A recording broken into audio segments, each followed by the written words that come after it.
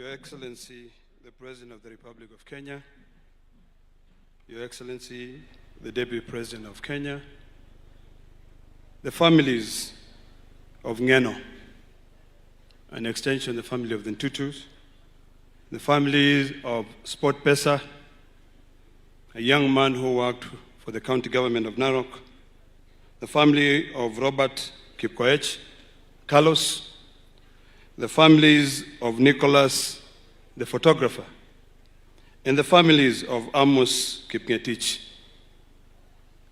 I'm on with you. You know, Your Excellency, kifo ni kitu mbaya sana. If there was a way we could have a conversation with God, ni kumwambie aachane na hiyo kifo. Because it takes the best of the best. Your Excellency, I'm very emotional because I knew Ngeno very well. I've written a small tribute to him, and which I want to read, and then I can say one or two words. And I want the students of literature to pay keen attention to my tribute. I know the speaker, I'm sorry I forgot to mention you, is a student of literature. And here it goes. If hell had a door, I would walk right back and get you, Johana. Because your fire was never meant to go out this soon. You burned too fiercely, too bright for your people, for your land, for justice itself. Today, Johana, we stand broken, but not defeated.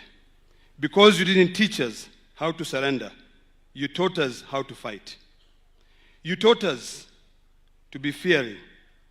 You faced eviction, not as a man running from power, but as a shield standing in front of the powerless. From the Mao Forest to the borders of Masai Mara and Kuria, your voice thunders like a storm refusing silence. You carried the pain of your people in your chest and turn it into courage that frighten those who profit from fear. The sky may never claim you in life, in fire, and steel, but your spirit, that restless, defiant flame, still walk among us. You have become part of every tree you fought to save, every child you now who knows what it means to belong to the land. Johana, if I could, I'll storm through the hell itself and bring you back. But you wouldn't only tell me, don't keep fighting, keep standing. And that is what we'll do. Rest now, warrior. We'll carry your spirit into every battle left undone. To the people of Miredikir, Kimen Tongong, Pikich, and Neunokab, Kipsumiet, Menyata, Mirmiriet, Menyin en One. The spirit of Ngong lives in us. And we are determined to make sure that we fight for the right of our people. Your Excellency, I've come to appreciate the fact that life is so frequent. Today you're here, tomorrow you're gone. The most important is for us to work and fight for our people. Ngeno and I had some very interesting times together. When I was busy fighting for our people, he's busy fighting for his people. But there's one thing that I learned from him. Nothing would stop him. Your Excellency, these people of Emuredikir are a special lot. They are not the ordinary Kipsigis, you know. These are fearless people who have always fought for what they believe. They are fully educated, yet they are still behind. Your Excellency, I want to request you to consider fulfilling all those promises that Ngeno had for his people. One, Your Excellency, and I will not be shy to say this, we still have our brothers who are evicted from the Mao forest. And I participated in that without any apology to save this environment. But Your Excellency, we were supposed to compensate those people. I want to request you that we consider compensating those people. Give them a life. Recently, Your Excellency, there was a couple that trekked all the way to Nairobi wanting to see you. And I spoke to you about it, and you asked that the PS speaks to them. I want to plead with you to consider those people. I've also listened to these families. And Your Excellency, as a senator of Narok County, I want to request you to consider doing something special for these people. Now, Mr. Speaker, you are the chairman of the Parliamentary Service Commission.